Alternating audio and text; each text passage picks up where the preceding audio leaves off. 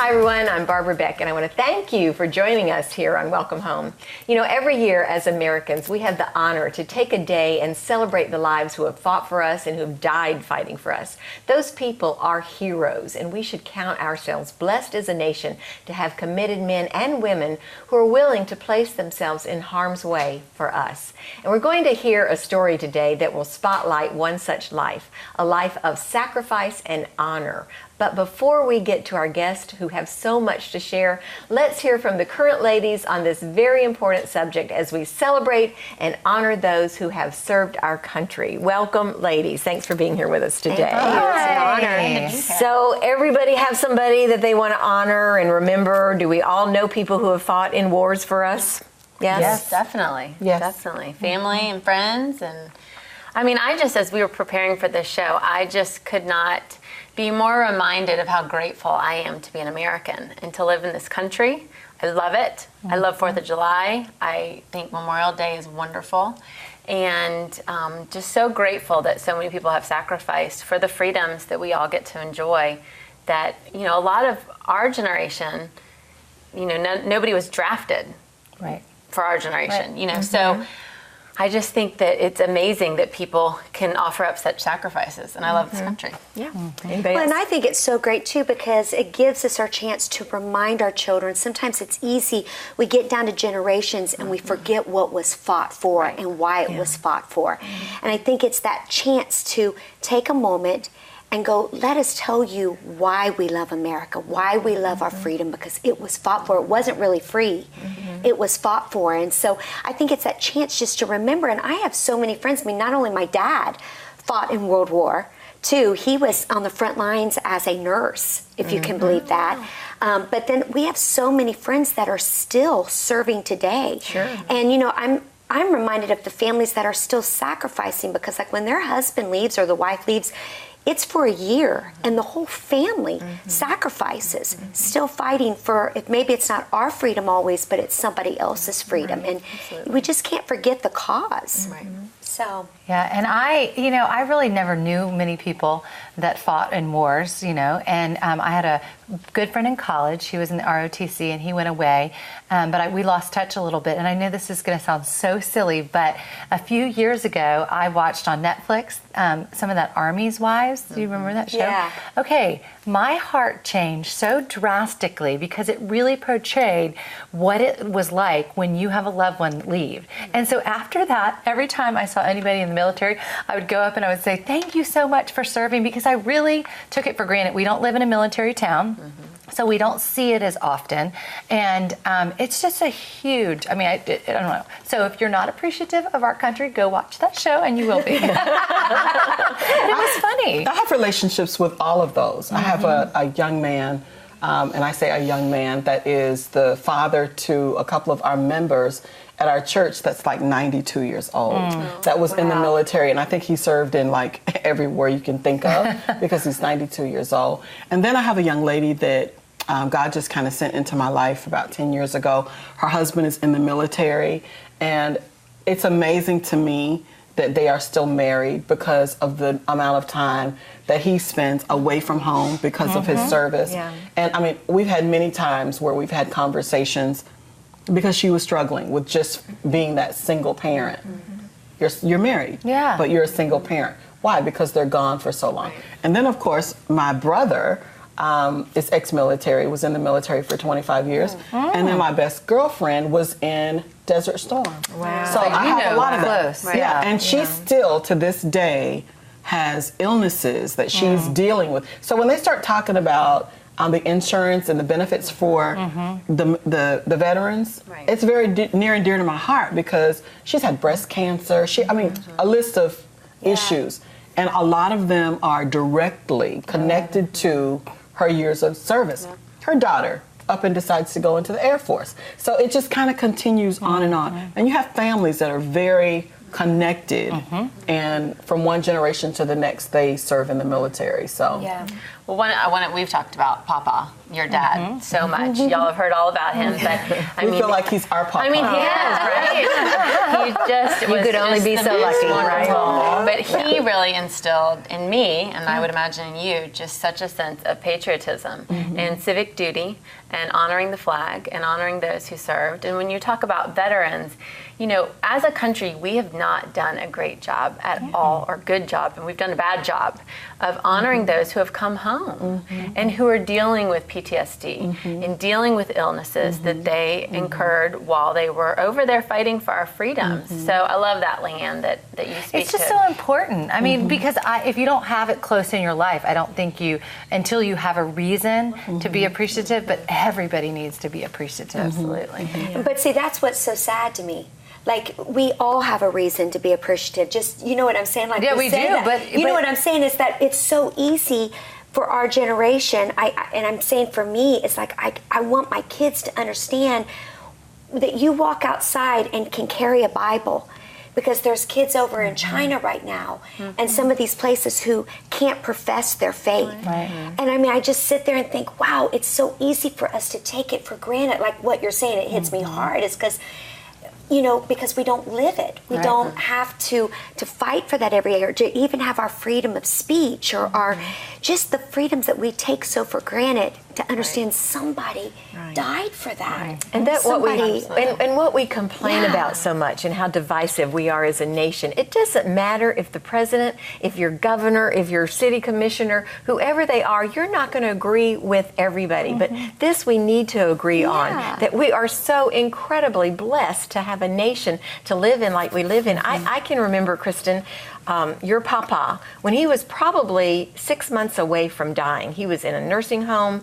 He said, "Get me out to the polls to vote. I've got to vote." He would never, ever, ever miss. And I know with this last presidential election, there was so much divisiveness, and I'm not going to vote because I don't know who to vote for. No, you get out there and you vote, because there is not a perfect candidate. And my dad had to struggle to get out of that chair. He went to the polls, no absentee voting for him. He was going to show up in person. He had several people come out, help him out of his wheelchair, put him in that little place. And I just thought, I will never, ever not vote. I will always honor our country, honor my dad, honor those men and women who have served our country by voting, no matter what our circumstances are. I know we've had issues with terrorist attacks in our country, but just think the strength and the power of our military. We've never had war on our in our country, where we've had to be worried about whether we were going to be here tomorrow or not, like some of the other countries. Instead, they gave their lives to keep that from happening to us. So, yes, we have the ability to be able to choose who we're going to serve. I can serve Jesus or Islam, or whatever my choice of religion is. But just the mere fact that I'm not laying in my bed listening to bombs over my head is the most amazing thing to me when I look at other countries where lives are being lost every single day. And still there's thousands. A young man at my church, family at my church, I guess Brandon is probably 21, 22. He's out there in the middle of the ocean. I mean, I can't say where he is, I guess, but he's out there right now. And so every day, we're thanking God that we have this wonderful opportunity, but we're praying that, bring our troops home safe. When we do a segment like this, we talk about it, and we know we need to be appreciative, and we know, but really, let's get practical. What do we need to be doing? How can we memorialize people who have served, or to thank veterans who are out there today? I know, Leanne, you said you don't ever see anybody in uniform now without going up and thanking them. There are tangible things that we need to be doing. Anybody have any ideas? Well, I think that it comes back to that educating ourselves of not only where we come from, but how far we've come. I mean, I get the privilege, and I know a lot of you guys do too, to go do mission work in other countries. And for me, it's always that reminder right in my face again of we are really free.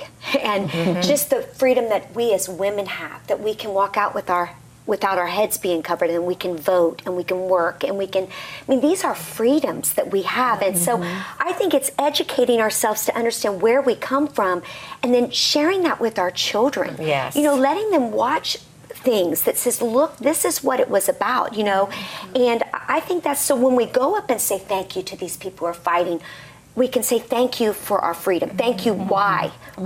And so we can carry this tradition on. So. And to encourage maybe some of these women, Leanne, you said it so beautifully about women and how difficult it is for a lot of divorces happen. We can encourage people when you see somebody who is like, or you, Deborah, too, you were talking about it, who does have the role of a single mom. Hey, hang in there. It's going to be worth it. Save your marriage. My dad was gone for 6 months on what they called TDY, temporary duty abroad, or something it stood for. And he went to Morocco for 6 months when I was a baby. He did not see his baby girl, his adorable little baby girl, me, for the first 6 months of my life. And yet they made it. They didn't always have a perfect marriage by any stretch of the imagination, but they were committed to each other. And that's what maybe we could encourage. How to help the wife. Yeah. How can some I of help these. you? Yes. Can you come over for dinner? Can I keep help your you with kids? this? Yes, exactly. Yeah. Right. Just to be aware of it. And it's funny because I was listening to something last night. They were talking about a military kid was talking last night about all the things that being a military kid has done for him. He goes, it's made me resilient. Yes. It's made me, and he was going all these positive things. He goes, I'm independent and I'm all these. And the one thing that they kept talking about was just how much the family that they have inside of that world and how they are each other's. When you live on base, they really become a family. And I think you watch the show. it's the power. It is true, right? It's the power of community. We live that show. We moved every 2 years, and it was very difficult for my brother because my dad retired by the time I was about in the 9th grade. I think he was retired. So it wasn't as hard for me, but he had to change schools every 2 years. And so, there are a lot of adjustments that kids have to make, but it does, Carolyn, make you more resilient. It makes you more able to, to figure out new friends when you go to new places. And some of us, and I've always been that way, super protective of my little family, and I don't want to disrupt my little family too much. We can't move or we can't change schools. Your kids have been all over the place with schools and trying to figure out what's best for your kids. They're okay. They're going to be okay. And maybe they'll be stronger for it too.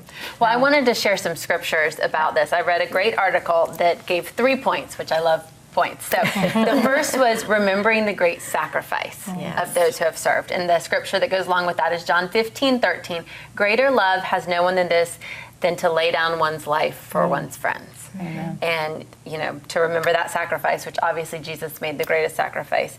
And then number 2, comforting those who have lost ones in war or in active duty or on assignment. And that scripture is Psalm 34:18, and it's the Lord is near to those who have a broken heart and saves such as have a contrite spirit. And then finally, number 3, remembering those currently in active service. And Philippians 1:3 says, I thank my God every time I remember you. And so I just thought those 3, remembering the sacrifice, comforting those who have lost, and thanking those and being mindful of those who are still inactive. Tangible things. I love that. That's Those are really good. Yeah. One of the things that we are currently involved in, we do housing, right? Yes. We have a project that is being renovated, and a portion of the housing is set aside for veterans. Awesome. That is wonderful. Because At the affordable rates, right? Exactly. Yes. Exactly. And the last thing we want is our veterans to be homeless. That's right. So that's our wonderful. way of That's saying exciting. we appreciate your service. And Yes. A lot of times people think that the veterans have all these wonderful benefits, and my dad retired from the Air Force, and there was nothing for him. When he went into a nursing home, there were some terrible things that we had to do to get him there as far as their finances. Yes, the veterans did not. It was not set up for him, and maybe because they owned a house, maybe they were in an economic kind of situation or financial situation where it wasn't as needed, but he pretty much had to give up everything to get into a nursing home because the costs are so exorbitant. But what we need to do is, thank you for that, Kristen, pray for our veterans, provide affordable housing when we can, point them to the ways that are going to help them, because if we don't honor those who have gone before us. I saw a bumper sticker, I'm all over the place here, bumper sticker the other day said, home of the free and the brave. It would not be free if it hadn't been for the brave. Ooh, that's you love that? That's neat. Wow, That's good. Yeah, that's Well, great. thank you, ladies, for all of your contributions today. And we will remember to pray for those who have gone before us, particularly remember those who have died, and to do everything we can do to make life a little bit easier for those who have gone before us in serving our country and who are currently serving our country. Well, we've got a lot more for you coming up, so stay with us. The conditions were deplorable, and they had no idea how long they'd be there. And as the more he prayed on that Christmas Eve, he said his spirit just began welling up inside, to the point that he was just really, Lord, get me out of this mess. Do something. I know you can. Just do something for me.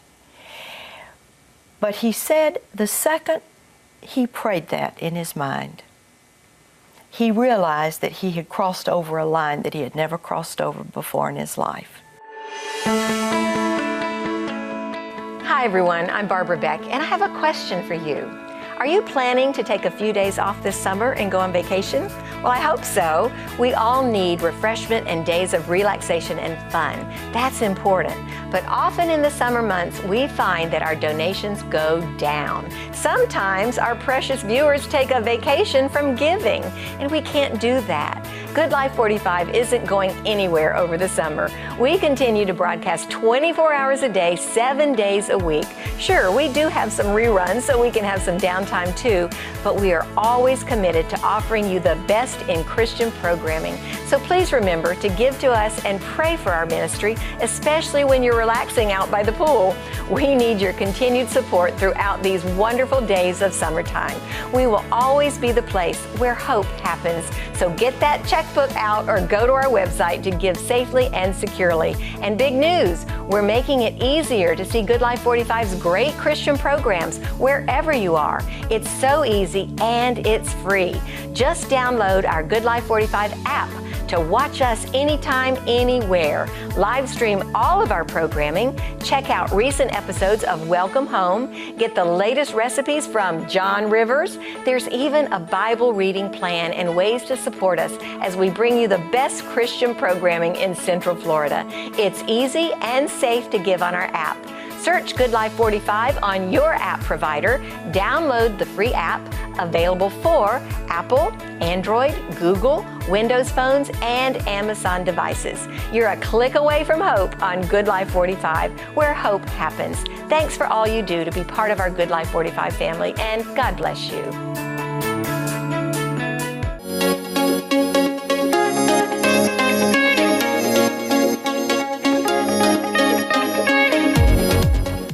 I love having opportunities to be able to really lift up those men and women who have served our country well, and we have an opportunity to do that today with a beautiful Christian woman who has written some books, and one in particular that is really spotlighting a man whose life was one of great faith and commitment. And I'm excited to introduce you again. She's been here before and she's back again to talk about this incredible story, and her name is Carol Averiette, and she has brought with her Brett Melvin, who is the illustrator of a book called Under the Cover of Light. You don't want to miss this interview. Carol and Brett, welcome. Thank you for being here with us today. Thank you so much for having us. It's just a joy to be here to see you again. And an illustrated book as well. We all like pictures in our books these days, right? Yeah, never grew out of that. So. All right, Brett, first of all, tell our viewers who your wife is, because they may remember her from Christmas. Oh, yeah.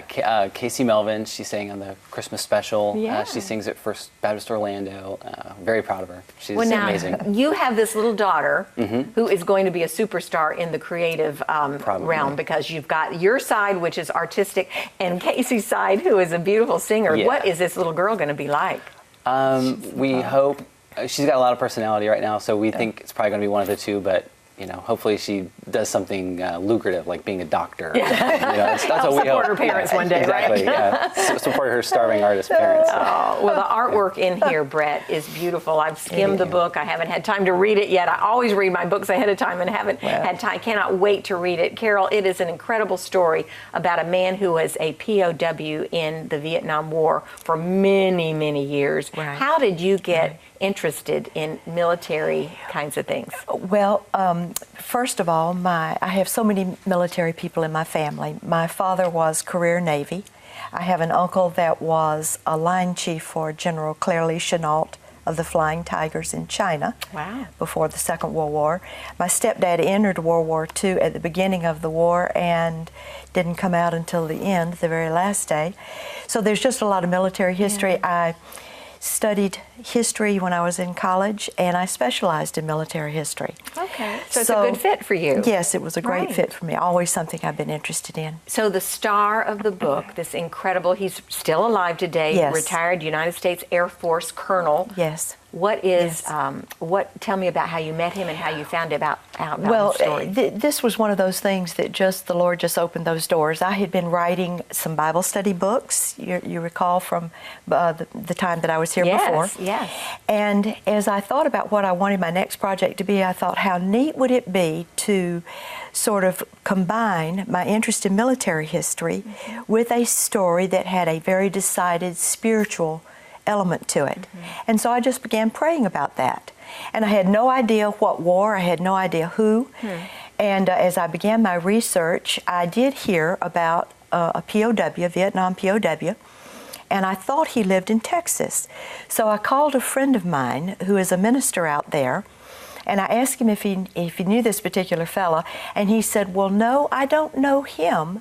But just 2 weeks ago, we had a gentleman speak at our church who was one of our longest held Vietnam POWs.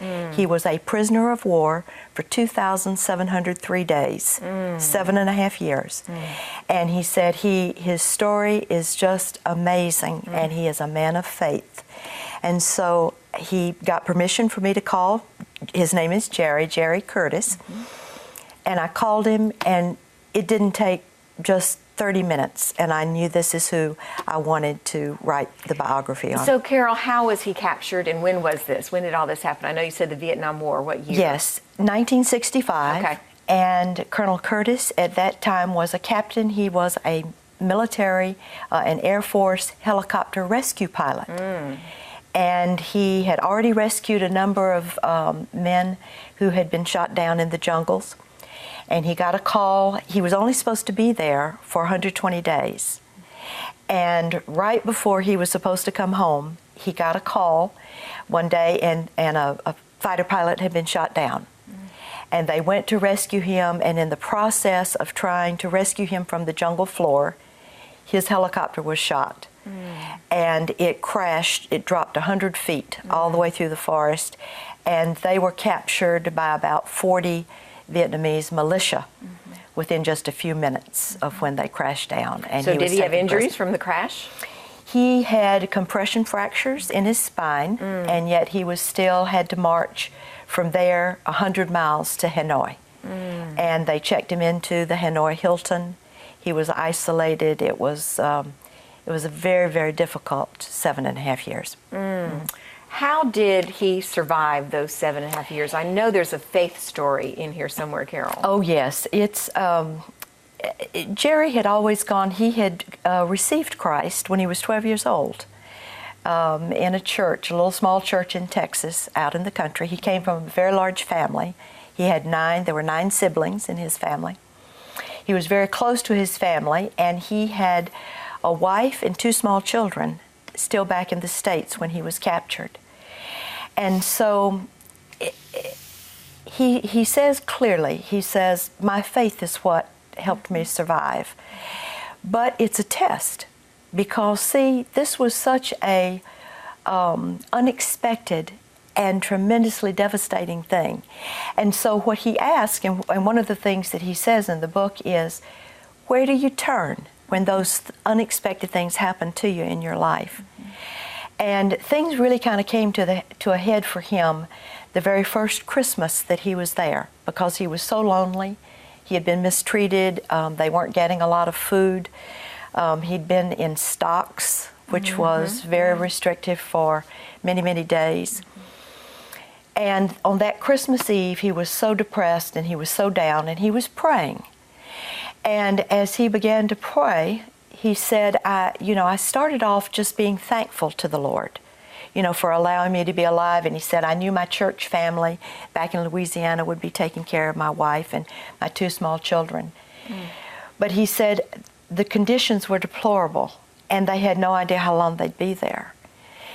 And as the more he prayed on that Christmas Eve, he said his spirit just began welling up inside to the point that he was just really, Lord, get me out of this mess. Do something. I know you can. Just do something for me. But he said the second he prayed that in his mind, he realized that he had crossed over a line that he had never crossed over before in his life, because he was ordering God to do something. And he said as soon as he did, there was just like this silence in his cell. And he said he realized what he had done, and that what he was really doing was questioning God's authority and what God had planned for his life. And he said in that moment, as soon as he realized that, and he just said, I knelt, and he said, I just turned my horrible situation over to him. And I said, Lord, I'm so sorry. Just come into my life now, here in this prison. And he said it was the most unbelievable experience, because just all of a sudden, he felt this incredible peace filling that cell. And he said it certainly didn't change the fact that he was a POW. But he said the peace of God entered his mind and heart like it had never come to him before in his life. And he said he knew within those few moments that no matter what was happening to him, God was still in control. He was still in command and in authority of his life. What an incredible place to go from. I mean, I could see him being embittered, angry with God. I mean, had that happened for 7.5 years, who knows what he would have come out looking like. During those 7.5 years, Carol, did he have contact with other prisoners? Because I'm wondering, why did God have him in that place for 7 years? Yes, exactly. And that was one of the things after that experience on Christmas Eve, that he went back to God a few months later and he said, Lord, he said, I'm not questioning your authority anymore, but can you just help me understand why I'm here? What would be some purpose? And the way they wound up communicating was through something that's called a tap code. They would tap letters through the wall, and that was how they communicated with one another. And so a couple of months after that experience, he realized that there was a new POW in the cell next to him. And he couldn't see him, but he knew that he was badly injured. And so he taught the man how to do the tap code. Very quickly, you had to be very quiet because the guards would punish you if they caught you communicating. And just a couple of days later, he heard the man tapping again on the wall. And the man tapped to him this question, do you pray? And Jerry said that it was he said of all the questions he could have asked him, he said he didn't ask him, what denomination are you? He didn't ask, None of that anything. mattered anymore. No. Right. He went right to the heart of it. Yeah. Do you pray? And so Jerry said he has never been so thrilled in his life that he could answer back to him, yes. And then there was this silence, and he heard him tap again, and he said, did you pray before here? In other words, this guy was trying to work out how really committed is this man that I'm talking to. And Jerry again said, I was so thankful that I could say to him, yes. Well, he didn't hear from the guy for a couple of days. And the next time he tapped to him, here's the question he asked. He said, can you tell me about communion? And Jerry he said, I just gasped. And he said, I was able to tell him then what communion means. And a couple of days later, they saved a little rice and a little water, and Jerry led him in communion through the walls. Wow. Praise God. And Jerry said, even the dark prison walls could not stop us from remembering who Jesus was. I can't even imagine, Carol, the different stories that are in the book, Under the Cover of Light. Again, viewers, it's a book that we all need to read to hear the different experiences. It is a faith journey. we don't have time to go into all of it. That's why I'm just encouraging us to at least look at the book. But fast forward 7.5 years after he first got in prison, he's getting ready to go home. He goes home to a wife and 2 children. I guess they're 2 children, you said. Right. What has he lost? Does he feel this great sense of, I just lost 7.5 years of my life? Or did he feel Well, like really it was 8 years, by because the he had time he already got been back? in Thailand, yes, for a Okay. few months before he got back. But his children were 4 years old and 7 when he left, and they were 12 and 15 when he returned home. The little girl really did not remember him. He had to introduce himself to her when he came home. But he had not had a single letter. They had not allowed him a letter, either from his wife or to write him for one, for 5 years. And so the first time that he heard her voice after 8 years, he said he was really nervous. And so was she. Because you can imagine they'd only been married for 8 years and then had been separated. For every year they'd been married, they then were separated for a year. So for 8 years. And he came back and he said, no question there were adjustments. But they made it. But they made it. Right. They And have he now has a been good married relationship with the children. Yes. They've been married for how long? 60 years now. 60 years. What a story, Carol. Thank you for capturing that story. Brett, I know you've got an observation here somewhere. This had to have touched your life in some way. Oh yeah, I mean, we grew up watching, every patriotic movie you can imagine. So it was a huge honor to be able to be involved with that. I mean, just as soon as she mentioned it, I was just like, yes, I'll So figure out did how you to get make to it work. meet the Colonel? I did, yeah, and I was going to say, it's one of the things that she deserves a lot of credit for, because to get the information for these books out of soldiers who've seen combat, out of people who've been through these things, they're not characteristically very open about that information. Sure, So to be able to draw that out Yes. as an author is really impressive, because he's very humble and very gracious, very godly guy. So to be able to get that information there's a lot of work that went into Just extracting the getting information. that. Yeah, yes. from someone who, it's not something you want to talk about a lot. Yeah. And to be able to walk Jerry through that and to be able to organize it and everything is just Well, if anybody could do impressive. it, it's Carol Averyette. Yeah. She has done a great So- job with you're so so many kind. different projects you've been involved with. I thank you so much for being here Thank with us. you so much Wish for we had more having time to go through all the stories, but let's just know that there is a website that you can go to, viewers. It's on your screen right now. If you want more information about the book called Under the Cover of Light, with beautiful illustrations by Brett Melvin, I would recommend that you go to that website. And I can't wait, Carol, to read my own copy thank of the you. book. Thank you for bringing that to Thank me you so today. much for having God bless us. you. Well, we've Thank got more you. coming up, viewers, so stay with us. We'll be right back. These kids watch you. You have to model who you are every day. Yeah. And I never turn away from any of these kids. I always tell them every day what they can do and then what they can't. Right. Just remember, our kids have the same ceiling of every other kid in this county. It's true. Just starting from a different floor.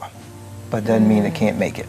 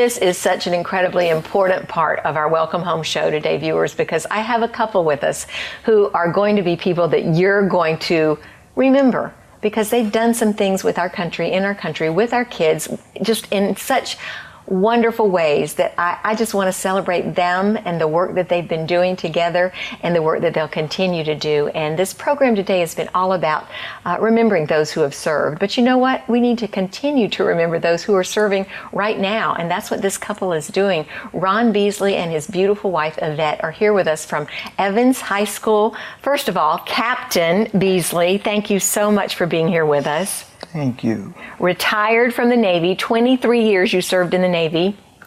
Thank you for that. I appreciate that. My dad retired from the Air Force, so I have a special place in my heart for those men and women who've served our country, so thank you. But the wife oftentimes gets forgotten, but you have served along with him. Whenever you have a husband who's been in the service, whenever you have a husband who's in ministry in a high school, you're a great part of that, Yvette. Thank you for being here with us. Thank you. Tell me about your family. You've been married for how long? We will be married 30 years in less than a week. Congratulations and happy anniversary to you. Any little Beasleys running around? Oh my God, yes. We have a son and a daughter. Our daughter, Ronnie, is serving in the Navy like her father. Thank Board you. U.S. Instrument. She's a Navy JAG officer. Oh, Navy wow. JAG Good for her. officer. And we have our son, who's the youngest. He's not young, but he's a pharmacist, a doctorate in pharmacy. That's great. And so High achievers. High achievers. Part High of that. expectations from Well, that. high expectations from both of you, and that's what it takes. There was a letter, Captain Ron, that you sent me about a student who said, I went into National Junior ROTC. He walks in the door. His pants are hanging down, maybe a little bit lower than they should have been. And what did you do? What did you say to this young man? Do you remember? I put him out. I love that. He had no place in class looking like that, right? No place. But can you tell us the rest of the story, how he eventually came back? A little background. I went over to Evans High School to do an inspection. This young man was standing there. I looked at all the other young people as I was passing by, and he stood out. His shoes were shined. He looked great. He was waiting on his score. I gave him a 7 and walked away. 7 out of what? Out of 10. Okay. And walked away. That same kid came to my class after I'd thrown him out. Not 1 time, 2 times, 3 times. He said, why'd you grade me down so far? I say, let me apologize. You are actually a 10 out of 10. But I gave you an 8 to prove a point that everything you do from this point on, you have to be a 10, including walking in my classroom looking like you're ready for class. I love that, Captain Ron. Now, he went on to complete his degree in engineering. Wow. He's a naval officer, up for lieutenant commander this year. He also has a master's in engineering. And he became the first scholarship student at Evans High School. What do you think would have happened to this young man had he not been under the leadership and mentorship of you? What would have happened to him? When I got to Evans High School, I was uniquely equipped in that I had been not only a admissions officer for a university, I had been a recruiter, and I had been a higher achiever myself. And being an African American in an area like Evans High School, I was there to give those guys direction and mentorship that they normally probably not would have gotten. Since then, I've had 24 students that have benefited almost $6 million in scholarships out of that high school. 5 Academy nominations, including the first female this year to be accepted into West Point. I want to be sure our viewers heard that, because that is pretty amazing. Yeah, it is. Out of Evans High School, this is the first female First female. who is a candidate at West Point, which West is Point. a big, big deal, right? Really That is big. huge. He That went- is the premier Yes. military academy in the country. Well, congratulations to you, because I know it had a lot to do with you. Yvette, I want you to brag on your husband a little bit. God. What makes him special? What makes the kids listen to him, respect him, and be able to take that kind of leadership that he... You know what? He's honest and forthright. Okay. First of all, he understands them because his background was similar. And as he said, he's a high achiever, and he just believes in kids, always have. And as he went through the ranks himself, he believed that he needed to pull one along. He didn't pull one, as we see, he pulled many. And so whenever he's in the presence of anyone, it doesn't have to be a kid from Evans. We can be walking down the street and he strikes up a conversation with everybody. Everybody, no one's a stranger to Ron. But when he does, he always goes into what he can do for them. He always builds them up. He always leaves them with some words of wisdom. And they usually come back, and he'll make sure they know his name, and they'll look him up, and he'll like, oh, I met you. What are you doing? You know, how can we improve your life? What can we do for you? And so with that, he met the right thing. When he left out of the Navy, he always realized that he still wanted to work with kids. And so he's worked with kids in, like he said, so many capacities in our marriage. He never stopped. Even when he retired from the Navy, he was still looking for kids to make a difference. And he has. He found where he was supposed to be, which was Evans, and they were a great match. Because I did question it. I'm sure you did. And the first thing she said, why put a question mark where God put a period?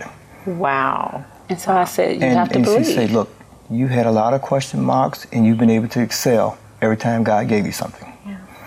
So, Ron, what do the kids at Evans, in particular, I guess they're girls and boys that are in the National Junior ROTC, what do they look like? What does their home life look like? Evans has some unique challenges. Most of the students that I have touched and reached over the years are first-generation college kids. Wow. I remember Yvette and I took a young lady to school. Well, we helped her pack up, took her there, got her dorm, set her up, and we opened her suitcase to see what she had, thinking she was going to unpack, a suitcase. Nothing but top ramen fell out of the suitcase. Right. I said, wait a minute. Can't survive. But you know what? I can't survive on that. She wanted to go. She wanted to go. And she said, I can make it. And I was like, we're going to make sure you make it. We make sure that she had a family connection. We got her put a people job around her that supported her, because even when you go to school, that's not the end. You need to know you can make it. So we don't just help kids get to school. What we believe is that we have to build them up while they're in school and remind them why they're there and tell them that they can succeed. So it's messaging. It's constant messaging and continuing to build on what you start. You're not finished just because they move on. Same with our kids. It took a little longer, but this young lady finished last year with a bachelor's in science and nursing. And that's what she wanted to be. That's why she wanted to be a nurse, because I asked her, are you sure about this? Have you seen your grades? I said, I can do this. She did it. And she did it. Now, ROTC gives scholarships. It affords kids an opportunity to go to college because of the scholarships. They have to stay in the service for how many years after college? The commitment is 4 years. Okay. Now, what we've done, I've had 24 kids embark on that journey. Now, all of them did not complete it. Only 9 ended up commissioned as military officers. When you think about 9 minority officers out of Pine Hills. That's not bad. That's not bad at all, right? Including the first Air Force chaplain. Wow. Are you able, speaking of that, of the faith component, I know you're a Christian. You all go to Mount Pleasant Baptist Church. Give them a little plug here. Are you able to instill any of your Christian values in the kids in your teaching and direction? You live by example. And that means a lot to these kids. These kids watch you. You have to model who you are every day. Yeah. And I never turn away from any of these kids. I always tell them every day what they can do and then what they can't. Right. Yeah. Just remember, our kids have the same ceiling as every other kid in this county. That's true. Just starting from a different floor. But doesn't mean they can't make it. Oh, I love that. I'm sure you've told quite a few kids that, right? Same ceiling, different floors. You might have to work a little bit harder. Right. A little harder. So I know you must have a million proudest moments. Can you think of one of your very proudest moments as a leader of these kids? Yes. I think last year, I've done well in the past putting students in school on just ROTC scholarships. What I had to prove to people that, look, we can take kids from this community and put them in major military academies. I spotted a couple of ninth graders as they were coming up. We built that resume. We made it strong enough that no one could say no to them. That they both were the first students, African American students in the history of Evans High School to be accepted at West Point. And that was my proudest moment. I bet. Now, one continued on to West Point, the other one went to the Naval Academy. So 2 military academy students in 1 year. Excellent. You know, a lot of kids at Title I schools, this is a Title I school that needs a lot of extra help. They come from homes where there is no father figure, right? That's correct. Have you been a father figure to a lot of these kids? Oh my goodness. Let me say that. Yeah, we Tell me Yes, that. Yes. yes. He never, the phone rings, whatever hour, whatever they need, he directs.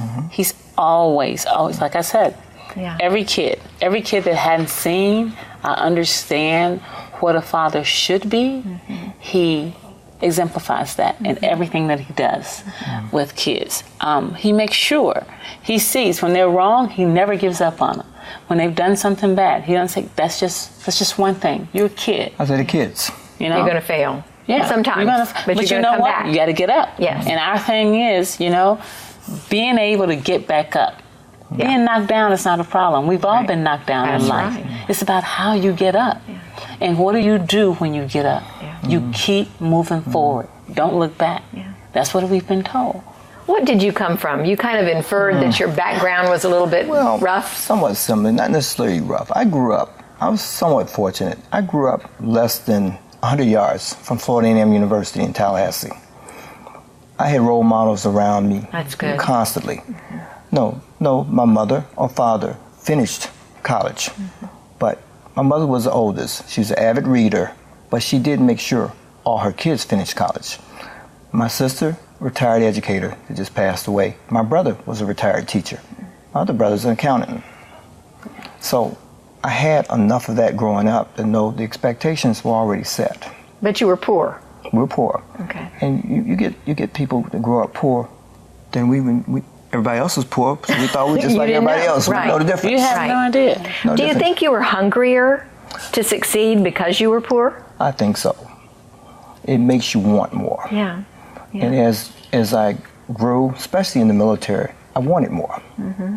And when I had people showing me, look, this is the roadmap. I had a captain sit down with me one day. Hey, young man, you want to get promoted? I said, yes, sir, I do. Got to go back to graduate school. Man, I hate school. I found myself a month later sitting in classes working on my MBA. Yeah. Then I said, if I'm going to teach school, I need to know what this teaching bit's about. So I went back and got a master's in education from Florida State. Wow. Good for you. Yeah. Good for you. And I will say my whole staff is educated. My whole ROTC staff, you're talking that's 73 amazing. years of experience.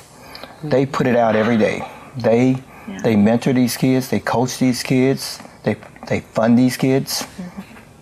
I tell you what, Captain Ron Beasley and Yvette Beasley, Evans High School is super, super blessed to have you there and to have you supporting your husband like you do, Yvette. This has been just such a wonderful encouragement to me.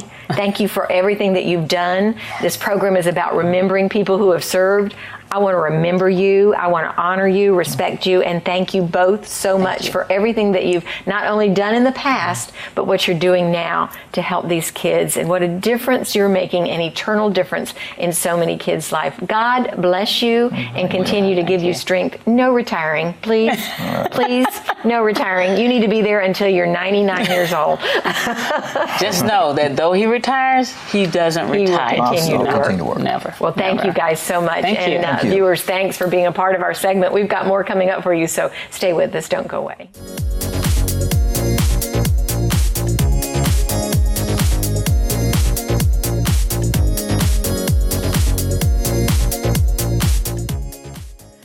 As amazing as it might sound, from his childhood, James Irwin dreamed of going to the moon. Graduating from the Naval Academy in 1951, James continued with his accomplishments. Pilot training, Air Force Experimental Test Pilot School, Research School, jet training, 2 separate Masters of Science degrees in Aeronautical and Instrumental Engineering. In 1966, young Jim's dream took a giant leap toward becoming real. The then Colonel Irwin was selected to become an astronaut. In July 1971, James Irwin was among the crew of Apollo 15 as it launched from Cape Kennedy, the fourth group to actually walk on the moon.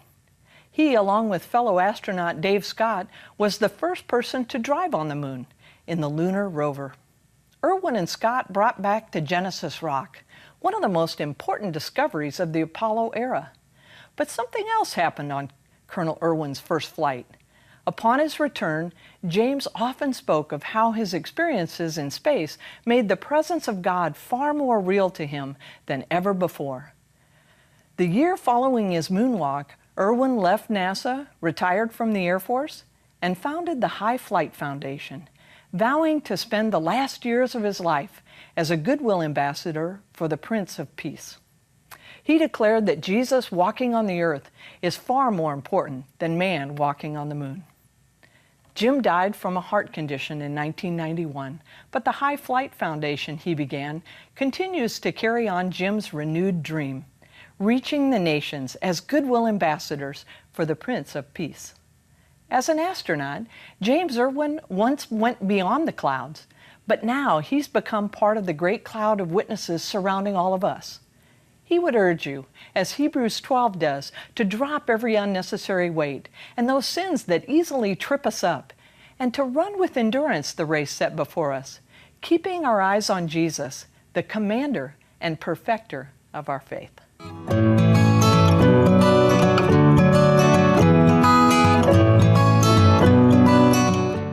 I hope you enjoyed our program today. You know, we love setting aside times to honor those who served in the military, those who've served our country well. Honoring these role models, however, does not necessarily mean that we completely agree with decisions and wars, but instead we simply take the time to recognize those who are willing to protect us without even knowing us. We need to sit back and remember those who have given the greatest sacrifice, not only in today's society, but even in the Bible.